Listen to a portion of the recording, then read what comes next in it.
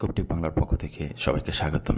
শিক্ষার্থী, আশা করি তোমরা প্রত্যেকে ভালো রয়েছে, সুস্থ রয়েছে। তোমরা যারা কারিগরি শিক্ষা বোর্ডের অধীনে এইচএসসি পরীক্ষা দিচ্ছ, এইচএসসি, পিএমটি, ভোকেশনাল অথবা ডিপ্লোমা ইন কমার্স যারাই পরীক্ষা দিচ্ছ, তোমরা যারা একাদশ শ্রেণীতে পরীক্ষা দিচ্ছ, ফার্স্ট ইয়ারের পরীক্ষা দিচ্ছ, তোমাদের জন্য তোমাদের নেক্সট ইংলিশ পরীক্ষার জন্য আজকে মোস্ট ইম্পর্টেন্ট একটি টপিক হবে। সেটা হচ্ছে প্রশ্ন ধরনটা কেমন হবে, কোন ধরনের প্রশ্নগুলো পরীক্ষায় আসবে, এবং মোস্ট ইম্পর্টেন্ট যেই প্রশ্নটা, নমুনা প্রশ্ন, সেটাই আমি তোমাদেরকে দেখানোর চেষ্টা করছি।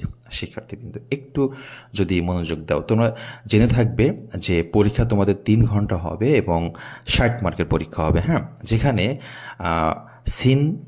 আনসিন কম্প্রেনশন থেকে 24 মার্কস আসবে।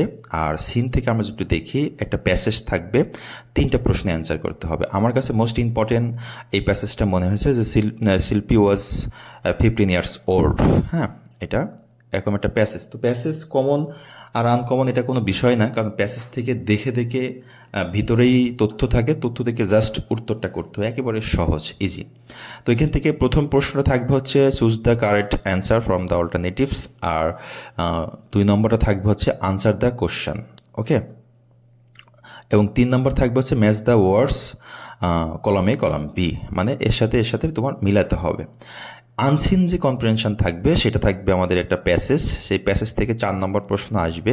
এখানে সে ব্ল্যাঙ্কেটস আছে, সে তোমার পূরণ করতে হবে, এবং 5 নম্বর থাকবে সামারাইজ, মানে এই প্যাসেজটার সামারাইজ তোমাকে করতে হবে। এই টোটাল 24 মার্ক হচ্ছে তোমার হচ্ছে এই সিন আনসিন থেকে।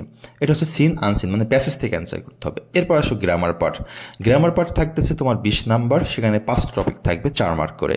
প্রথমে থাকতেছে হচ্ছে সিনোনিম, ইন্টোনিম, এটা থাকতেছে।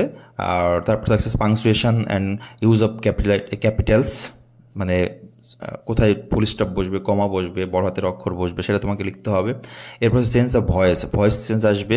তারপর থাকবে হচ্ছে তোমার অ্যাপ্রোপ্রিয়েট প্রিপোজিশন এবং রাইট ফর্ম অফ ভার্ব। এই কটা টপিক তোমার হচ্ছে থাকছে। এরপর পার্ট সিতে থাকছে কম্পোজিশন পার্টে 16 মার্ক, সেখানে 11 নম্বর প্রশ্নে তোমার একটা অ্যাপ্লিকেশন থাকবে, ফর্মাল অ্যাপ্লিকেশন বা ফর্মাল লেটার যেটা আমরা বলি। আমার কাছে মোস্ট ইম্পর্টেন্ট যেটা মনে হচ্ছে সেটা দিয়েছি। এবং 12 নম্বর থাকবে রাইট এ প্যারাগ্রাফ। আমার কাছে মোস্ট ইম্পর্টেন্ট 2টা প্যারাগ্রাফ মনে হচ্ছে এবছর, সেটা হচ্ছে ডেঙ্গু ফিভার আর হচ্ছে টেকনিক্যাল এডুকেশন। শিক্ষার্থীবৃন্দ, এই হচ্ছে তোমাদের ফার্স্ট ইয়ারের, তোমরা যারা ডিপ্লোমা ইন কমার্স, ভোকেশনাল অথবা বিএম শাখায় রয়েছে, তোমাদের জন্য একটা নমুনা প্রশ্ন দেওয়ার চেষ্টা করেছি। আমার কাছে ততটুকু মোস্ট ইম্পর্টেন্ট হয়েছে। সবাই এটা ফলো করো, ইনশাল্লাহ উপকৃত হবে। সবাই ভালো থাকবে, সুস্থ থাকবে, কবিটিক বাংলার সাথেই থাকবে। আল্লাহ হাফেজ।